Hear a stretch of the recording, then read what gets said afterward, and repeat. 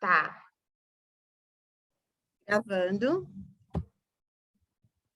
Compartilhando a tela.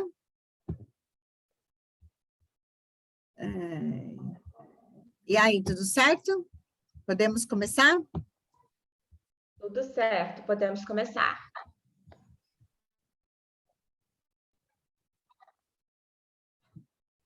Coloquei aqui também. Esse pedacinho depois eu tiro, tá? Começando.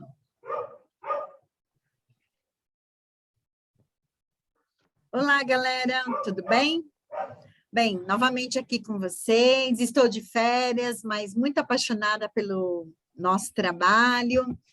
E novamente aqui com vocês, como neuropsicopedagoga, agora como psicanalista, especialização agora também em terapia comportamental cognitiva.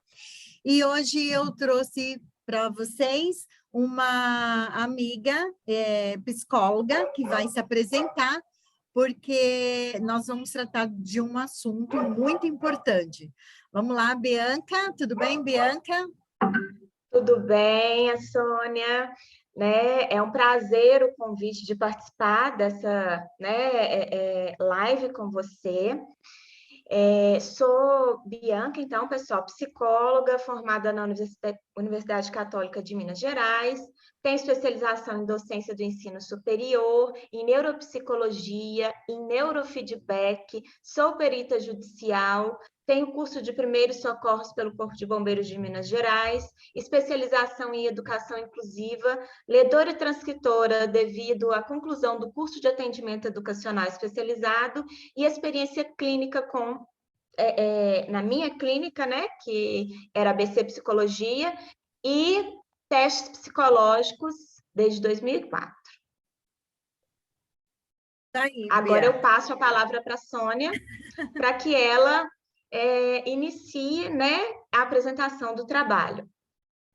Tá aí, Bianca, vamos lá. Hã? Bem, hoje nós vamos falar sobre um assunto assim muito polêmico, mas pouco discutido, que é o distúrbio de personalidade múltipla. E eu gostaria de colocar para vocês como nós, psicólogos e psicanalistas, trabalhamos este tema muito complexo no consultório.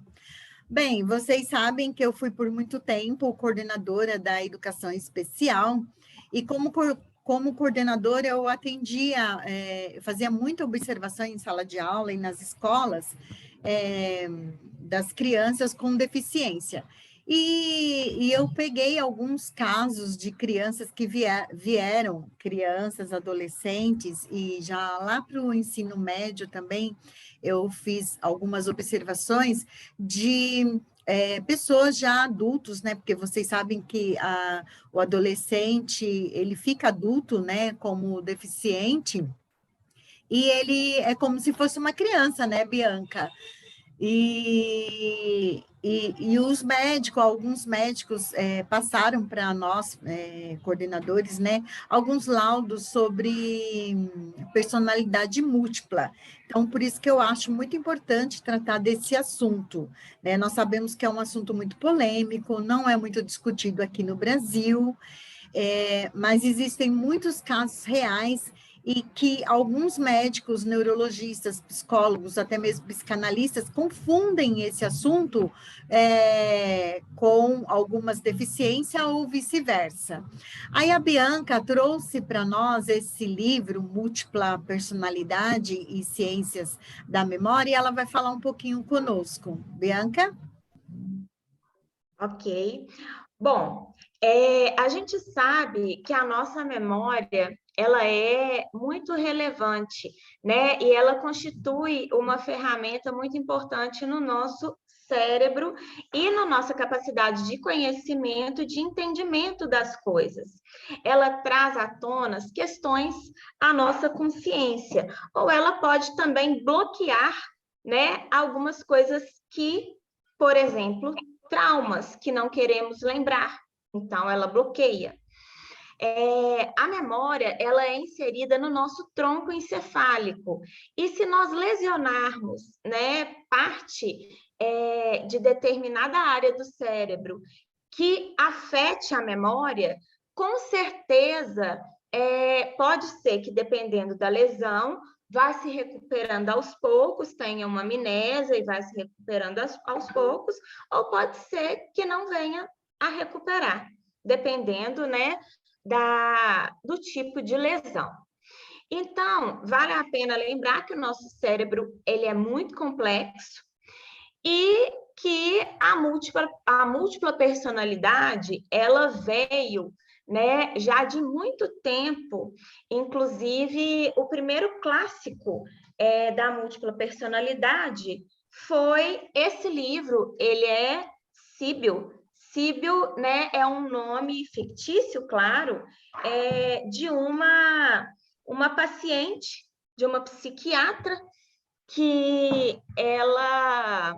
Mas quem escreveu o livro não foi a psiquiatra, foi uma especialista em educação, e essa especialista em educação tinha múltiplas funções.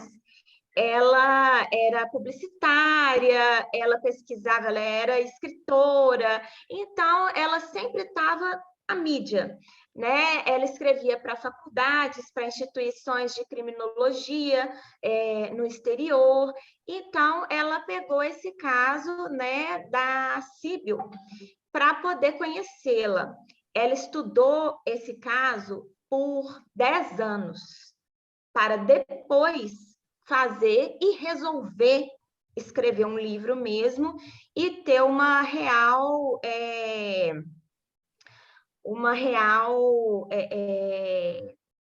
credibilidade em relação à questão.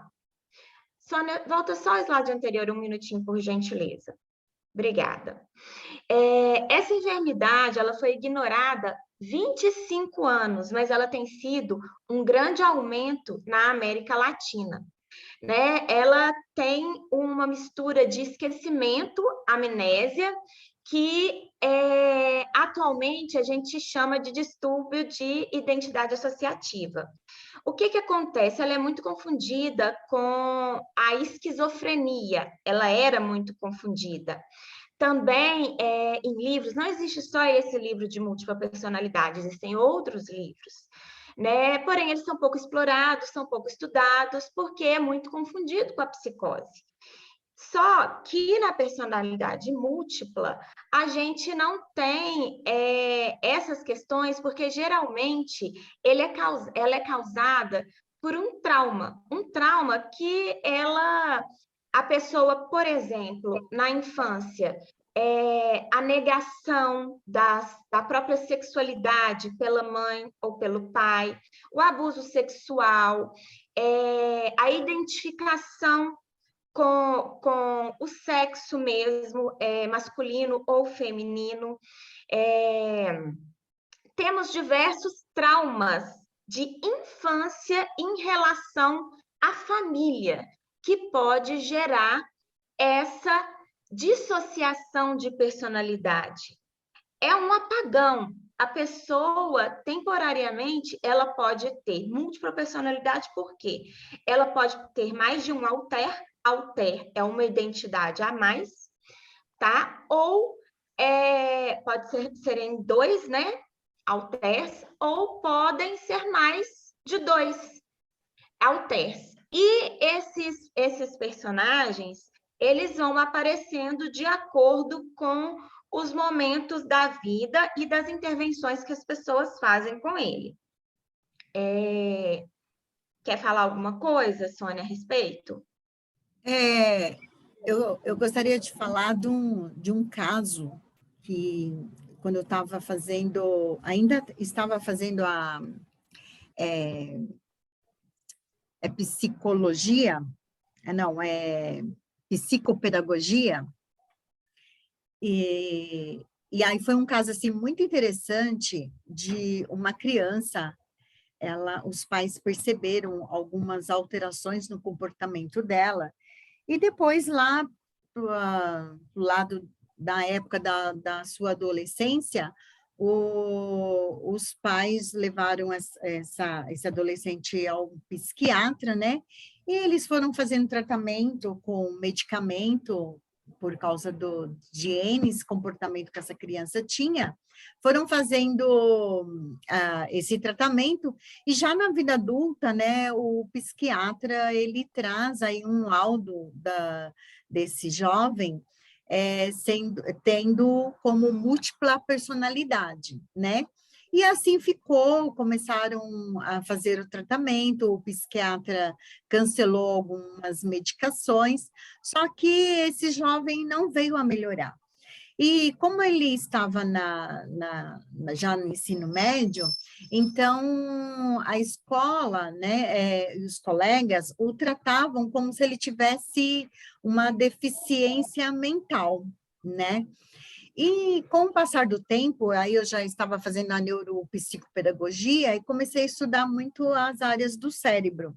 E foi interessante, assim, eu fiz muitas observações com ele, conversei muito com ele, com a família dele, que o que falava, né, o médico, os pais, a escola falava que o jovem estava com deficiência mental, e o psiquiatra falava que ele estava com, né, tinha um diagnóstico de múltipla personalidade, né.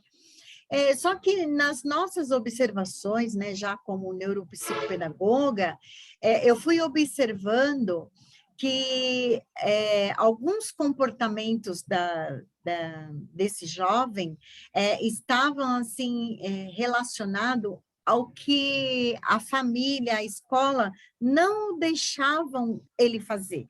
Ele queria fazer, mas ele era muito limitado a fazer, né? E, às vezes, em alguns comportamentos dele, a mãe, né, a família acabava medicando, porque, às vezes, ora era um comportamento agressivo, ora era um comportamento dócil. Então, a família não sabia muito o que fazer com ele, né? E quando eu fiz essa avaliação com ele psicopedagoga, né? Foi uma avaliação muito interessante, porque ele relatou alguns fatos, né? Que ele gostaria, ele entendia o que era para fazer lá na escola, em casa, com a família, em festa. Ele queria fazer, mas ele era muito podado para fazer, porque, ora, algumas pessoas achavam que ele tinha deficiência mental, ele entendia isso, e ora o médico, a família achava que ele tinha múltipla personalidade. E ele começou a se questionar: que personalidade eu tenho?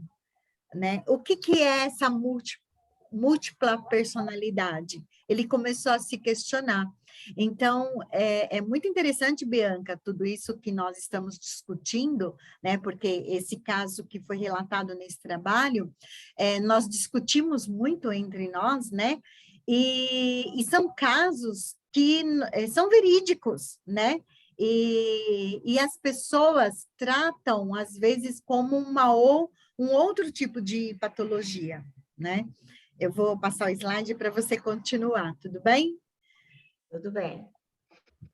É interessante falar que Henke, né, o autor do livro da múltipla personalidade que foi citado, durante o seu livro, ele discute muito a questão do cérebro fragmentado e da dissociação de realidade, da lógica, né? Eles consideravam algo de doença mental, de uma esquizofrenia. Porém, ele também descobriu que, né, ao longo, isso vários autores discutindo dentro do livro dele, que era um sofrimento da alma, justamente em função dos traumas sofridos, são traumas característicos. Então, pensa, né, a pessoa que sofreu esse trauma e que marcou tanto, e no caso, por exemplo, citado, né, no trabalho, essa pessoa, o sonho da mãe era que essa pessoa fosse uma menina. Então, ela viveu acreditando que era uma menina. E aí, de repente, ela trouxe, né? Ela levou um álbum de família, de infância, para consulta, e nessa consulta ela foi dizendo, olha como ela era bonita, olha como ela corria, se identificando o tempo todo como uma menina. Então, isso era algo muito interessante nesse caso que a gente discutiu. É um caso verídico que tem em torno de 8 anos. Nós não relatamos nome, nós não relatamos instituições, porque é algo, né, sigiloso, mas é fidedigno. E o que que acontece? Né? Essa pessoa, ela se torna uma adulta transexual, porque a identificação dela, o que ela queria ser uma mulher, como a mãe. Mas devido aos sofrimentos e aos traumas, ela desenvolveu dissociações de identidade pelo sofrimento da alma. Então, o que que acontece? Se ela fosse ao psiquiatra e tomasse medicamento, esse medicamento não ia funcionar, porque uma vez que ela tivesse essa amnésia temporária e um alter diferente, ela nem se lembrava desse medicamento. Ou seja, não é uma psicose, ela não vai se curar com medicamento. E nesse caso, né, ela tinha 5 personalidades. Então, imagina, né? E no consultório, de acordo com o que nós discutimos, o que o trabalho foi feito, a cada intervenção feita com ela, era uma manifestação de personalidades diferentes. Por quê? Né? Ela chegava aqui, né? Chegava no determinado consultório que ela iria e ela se identificava como a Mariana. Aí ela ia para a próxima consulta e dizia: bom dia, boa tarde, eu sou a Noêmia. Aí no outro dia, boa tarde, eu sou a Maria Estela. A doutora fulana se encontra? Até que a própria recepcionista ficou sem saber, né, como reagir. Então, o profissional, isso não está escrito aqui, coisas que nós discutimos, né, porque é um trabalho que ele tem até como é que fala? Um limite, né, de descrição, mas a gente discutiu muito sobre isso e teve que ser explicado determinadas coisas para que não houvesse surpresas ao aparecer dessas identidades múltiplas. Então, na clínica, né, a gente tinha identidades que eram identidades tranquilas, eram identidades violentas, eram identidades inseguras, eram identidades estudiosas demais e dóceis demais, acho que citei a todas. Ah, e uma que se envolvia no meio da prostituição. Então, o que que acontece? Como que a intervenção do analista acontecia? Eu, como psicóloga, eu posso falar que eu utilizo a teoria psicanalítica, né? Eu não tenho a formação numa escola psicanalítica, porém, eu tenho um estudo na minha formação psicológica que eu posso me dizer estudiosa também da psicanálise, que eu atendo em linhas psicanalíticas também. Por isso que a gente teve essa discussão, né? Pela identificação da psicanálise. Então, o que o psicólogo, o que o analista tem que trazer? Porque, geralmente, esses traumas, eles fazem a pessoa fugir dela mesma e guardar no seu inconsciente aquelas coisas que ela não quer lembrar. E quando o analista faz intervenções específicas, ele pode trazer à tona personalidades diferentes.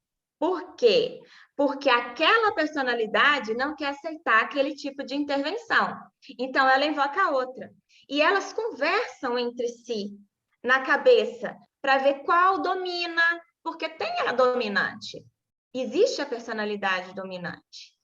E é aí que a gente tem que ficar atento. Será que essa personalidade dominante é saudável?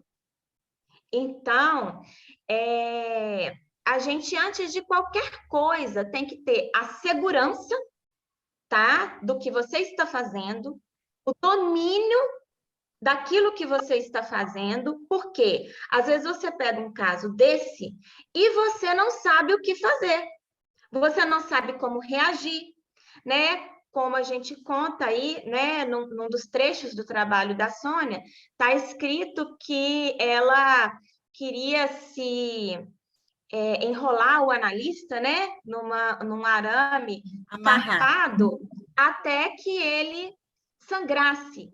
Então, a postura do analista, ela tem que ser simplesmente natural. E Olha, não Bianca, tenho. Pois não. Bianca, quando eu estava escrevendo sobre essa parte, né, que a paciente ela queria amarrar o analista, né, no arame farpado, quando eu estava escrevendo isso, né, me trouxe à tona uma das frases do professor e do psicanalista Alexandre Simões, dos estudos psicanalística que eu fiz, da Prades, onde ele fala muito, né, que Freud fala muito referente à transferência, né, a questão da Sim. transferência, porque o paciente, quando ele está ali com o analista, ele ele fica observando, né? Então, dentro dele tem muitas vozes, principalmente o paciente com múltiplas personalidades, tem muitas vozes falando ali no cérebro dele, né? E uma quer sobrepor sobre a outra, né? E o Alexandre Simões me trouxe muitas referências, né, sobre o estudo de Freud, falando em relação à transferência, que o analista, né, ele precisa fazer uma intervenção, um trabalho com que o paciente tenha, conforme as análises, sessões de transferência, porque o paciente precisa enxergar essa confiança, né, essa transparência no seu analista, porque senão vai até atrapalhar essas interferências que vão acontecer no consultório, né? E um dos fatos que você mencionou aí agora, né, e também está escrito no trabalho, é que se o analista não conseguir identificar ou se assustar ou falar, olha, eu não consigo dominar né, essa patologia, é melhor o analista passar o caso para um dos seus colegas, discutir esse caso com os seus colegas, né, Bianca? Igual Claro. nós fazemos sempre no nosso grupo, né? Discutir os nossos casos de consultório com, lógico, sem falar nome, identidade de ninguém, mas discutir o estudo de caso, porque eles nos traz alerta de como nós podemos enfrentar tais situações. E, às vezes, algumas pessoas não estão prontas para enfrentar essas situações. Eu digo isso porque foi bem recente um outro caso que eu tive também de um menino, mas aí já era adulto, né? Eu falo menino porque a cara é de menino, né? Mas ele fugia muito da identidade que já estava posta dentro do cérebro dele, dentro do seu corpo.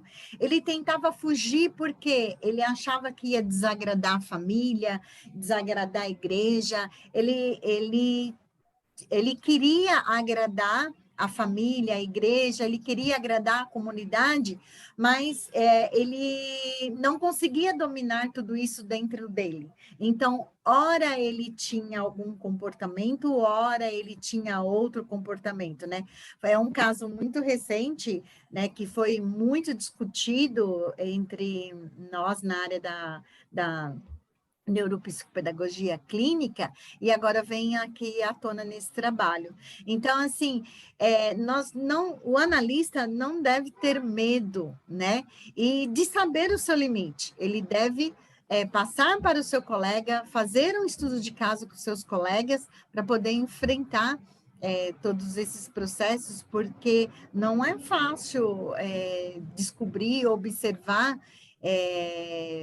algumas identidades, né? Eu vou passar para frente o slide. Com você, Bianca. Ok. Então, a gente até falou, né, dessa parte da mãe, do trauma, né? E aí foram muitas sessões e o analista, né, o que fazer? Bom, nesse caso, né, que estava colocando, por exemplo, um exemplo, tá? Do arame farpado, sangrando, né, que gostaria de ver, era a personalidade, porque ela foi desafiada. Quando a personalidade tranquila estava bem e houve uma pontuação que a desafiou, a alter agressiva dominou. E aí ela soltou isso. E o que o analista, né, naquele momento disse? Olha, não tenho medo de você. É esse o seu desejo? Me fala mais sobre isso. E nisso, você vai mostrando, quanto mais você vai desafiando, mais nervosa e mais elas vão se trocando, porque há uma discussão interna entre elas. E aí, o que o profissional tem que trabalhar ao longo desse tempo? Os tratamentos não são rápidos, são tratamentos extremamente complexos. Tem que ser pessoas que dominem o assunto, que tenham a vontade de estudar sobre o assunto, até porque no Brasil é um assunto muito polêmico, é um assunto que analistas às vezes não acreditam, que psiquiatras, às vezes, né, não acreditam, por isso medicam como algo de saúde mental, de doença mental. Então, a gente tem que observar muito, porque são casos raros, não são casos que aparecem na clínica todos os dias. E para isso você tem que estar disposta a enfiar sua cabeça nos estudos mesmo e a discutir com diversas pessoas, entendeu? E estar disposta a ouvir, né? E conseguir ouvir, porque nem todo mundo tem essa habilidade de conseguir ouvir através das peculiaridades, porque às vezes a pessoa ela não diz diretamente, mas ela diz indiretamente. E você, como analista, você foi treinado para ter uma escuta diferente, para ter um olhar diferente. E é por isso que você também atua de forma diferente. E se o caso fugir do seu alcance, esse caso deve ser transmitido a alguém que tenha capacidade para isso. Como foi transmitido para a analista que atendeu? Porque essa pessoa estava sendo atendida por um outro local de referência pública que não tinha especialistas capazes de atender esse tipo de caso. E foi solicitado esse atendimento por uma profissional especialista. Então, eu te pergunto, você já pensou, né, se você consegue identificar e tratar um caso desse? Você já pensou o que você faria? Qual a pergunta? Qual a sua conduta? Porque aqui nós já revelamos, né? Como psicanalista, deve atuar. Mas e você, caros leitores? Até onde vocês iriam para poder conhecer? Hoje existe um filme, né, que é desse clássico da Sibyl, de personalidade múltipla. Mas, inclusive, ele é até complicado de compreender, ele está na TV a cabo, recente, porque você tem que ter um pouco de conhecimento e você tem que estar aberto para perceber analiticamente o que está acontecendo ali dentro. Senão você não consegue identificar a Sibyl, né? O que está acontecendo com a Sibyl. Já no livro, é uma coisa magnífica, porque ele conta toda a história da Síbio. E isso é muito interessante. Porém, esse livro ele não está disponível nem no sebo. Ele foi, por 10 anos, um best-seller, entendeu? Mas ele é um livro muito antigo, porque foi a primeira manifestação, o primeiro caso clínico de múltipla personalidade no exterior, iniciada com uma psiquiatra, né? E, posteriormente, essa jornalista, especialista em educação, publicitária, foi entrando no meio, virou amiga de Síbio e acabou desenvolvendo, né, 10 anos depois, esse livro. A indicação do livro técnico é porque a gente não pode deixar a técnica de fora. A gente tem que estudar. E digo a vocês, podem existir outras personalidades múltiplas. Nunca se manifestam da mesma forma, porque cada indivíduo é um indivíduo diferenciado. Então, a gente pode ter essa manifestação, mas as atuações, às vezes, os questionamentos e as pontuações, elas com certeza são diferenciadas para alcançar o mesmo objetivo, que é o objetivo de que a personalidade mais saudável, mais tranquila e que consiga levar uma qualidade de vida melhor a esse ser, domine todas as outras. Eu acho que é isso. Eu tenho que agradecer a você, Sônia, pela possibilidade, né, de falar sobre esse tema da personalidade múltipla, que é um tema diferente de diversas personalidades, porque nós temos diversas personalidades, né? Como a psicose, como o perverso, como o borderline, como diversos outros, mas a personalidade múltipla ela é única. Então, eu te agradeço, né, por me convidar para participar desse papo entre amigas, colegas de profissão, colegas de turma, né, de estudo. Muito obrigada. Eu que agradeço, né, Bianca, porque escrever sobre esse tema não foi fácil, né? Entendê-lo é muito difícil, porque cada livro que você pega, né, nós temos autores aí diversos, com diversas opiniões, né, diferentes, e muitos não chegam à conclusão que Síbio, né, chegou, né, e desse livro, né, no caso que a gente está falando agora. Bem, então, assim, eu que agradeço imensamente você, a participação, porque é um caso, assim, muito complexo, que nós discutimos muito, né? E por que não escrevê-lo, né? Para que as pessoas entendam um pouquinho como é importante falar sobre esses assuntos. Uma vez, Bianca, eu estava na sala de aula, e sala de aula é muito complicado, né? Os educadores que nos digam, principalmente com crianças pequenas, do ensino fundamental 1, 2, que agora a gente chama de anos iniciais e, né, anos finais. As crianças, eles desafiam o professor a todo momento, né? Eu quis trazer isso à frente para a gente fazer o fechamento aqui das múltiplas personalidades, né? A criança, ela coloca você a todo momento em desafio, né? E ela propõe para você um desafio a cada dia, a cada aula, você, professora ali que está diante da criança.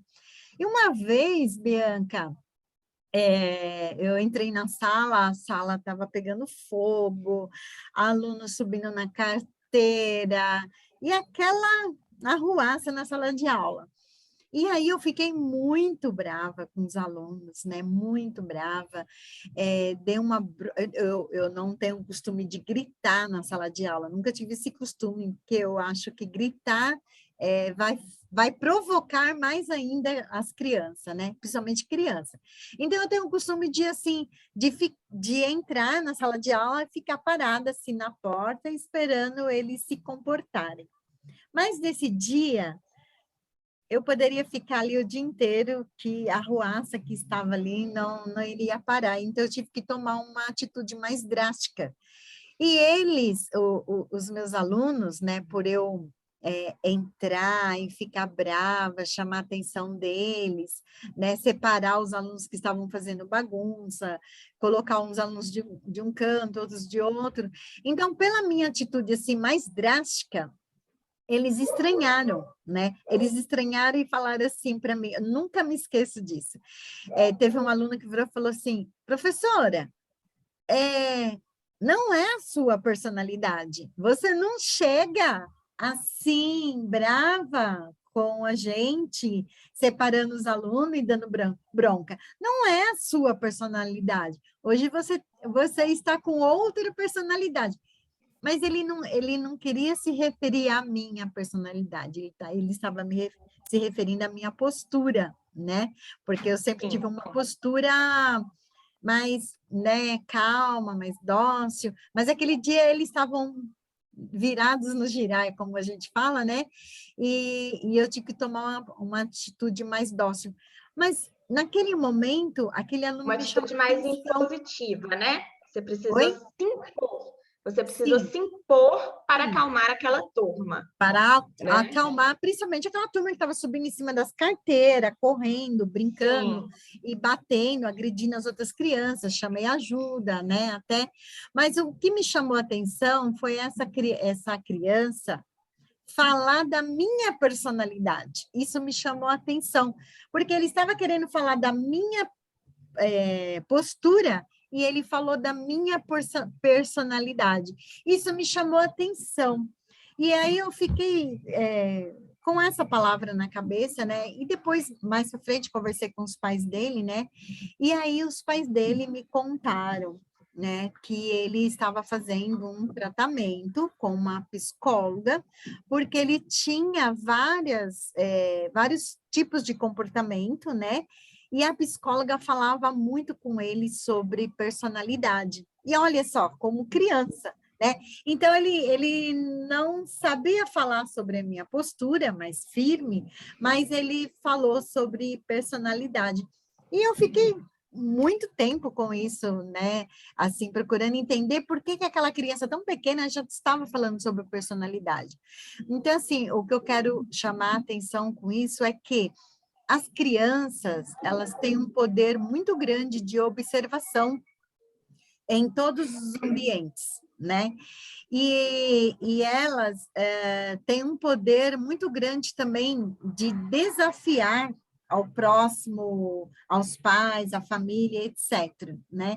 E ao passar do tempo, essa criança vai ficando jovem, ela vai ficando adulta, né? E como é importante os pais observarem o comportamento das crianças, e depois jovem, até mesmo adulto, e levar essas crianças para fazer uma terapia, né? Conversar com os psicólogos, porque há uma mistificação sobre esse assunto, sabe? Quem vai ao psicólogo, quem vai ao psicólogo é porque está com algum problema, e não é, né? Porque você veja bem, uma criança me chamou a atenção de uma palavra que não era o normal de uma criança no dia a dia. Ele não sabia falar a palavra postura mais firme, mas ele soube falar personalidade. Por quê? Os pais, devido ao comportamento dele, a Redi, os pais já estavam fazendo uma terapia com essa criança. Então, é muito importante, né, essa compreensão dos pais e levar essas crianças desde cedo para conversar com alguém, um psicólogo, um terapeuta, ou um psicopedagogo, um trabalho do neuropsicopedagogo, é muito importante fazer esse acompanhamento desde criança. E outra coisa também que eu gostaria de pontuar muito é em relação à educação especial, né? Eu já fiz, você também tem, né, o processo na educação especial, e as crianças realmente têm deficiência, né? As crianças que são autistas, né? As crianças, elas têm as suas habilidades, né? Elas têm os seus limites, mas também, e são cuidadas, tratadas, mas também nós temos as crianças com dificuldade de aprendizagem, que elas têm uma doença na alma desde sua infância, que às vezes é confundida com doença mental. E às vezes também é confundida com múltiplas personalidades. Então, assim, o quanto é importante, Bianca, esse assunto que a gente está trazendo à tona, o quanto ele é importante para as pessoas refletirem, né? E o psicanalista refletir, eu consigo observar esse caso? Eu preciso de ajuda do meu colega? Eu preciso estudar mais sobre este caso, eu preciso me aprofundar, porque o estudo ele é contínuo. Então, eu quero te agradecer muito, Bianca, porque em todas as nossas discussões de todos os nossos casos, né, isto é muito importante e nós devemos sempre estar fazendo o que nós estamos fazendo hoje, né? É falar sobre esses casos no geral, para que as pessoas comecem a refletir mais, principalmente sobre esse assunto que não é muito discutido no Brasil, que são múltiplas personalidades. Meu muito obrigado. E aí, pessoal, eu espero que vocês tenham gostado dessa live com a psicóloga Bianca e comigo. Todo esse material ele vai estar disponível no meu site, Sol Alencar, né? O e-mail da Bianca está aqui disponível para vocês, se vocês quiserem. Qualquer dúvida, né? Isso, entrar em contato com a Bianca, né? Ela é psicóloga, ela é também Psicóloga. psicóloga, né? Eu sou neuropsicopedagoga, a minha área, mesmo sendo psicanalista, mas a minha área é mais voltada para a educação, e agora nós estamos aí com esse trabalho lindo, que é o neurofeedback, que vai ser mais uma live, né, Bianca? E também Com certeza.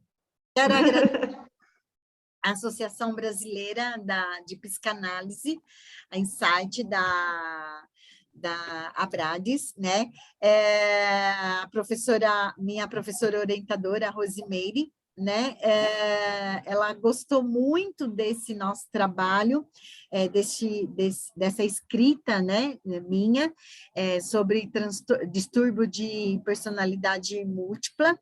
E esse trabalho vai ser publicado no blog da Associação da Psicanálise, e quem tiver a oportunidade, né, pode entrar no meu site, está aqui, só clicar, né, Sol Alencar, entrar no site, ou procurar no Google, clicar, Sol Alencar já vai direto em lives, e vocês vão ter a oportunidade aí de estar vendo todo esse material e outros materiais aí comigo, e agora essa parceria que eu fiz com a Bianca. Meu muito obrigado a todos vocês, e espero vocês Muito obrigada. Lá no site, dar um alô, um link para nós lá, e mandar um e-mail para nós, né, Bianca? Beijos. Com certeza. Beijo a todos. Beijos para vocês. Tchau, fiquem com Deus. Peraí, Bianca. Acho que saiu. Mas é uma coisa a mais.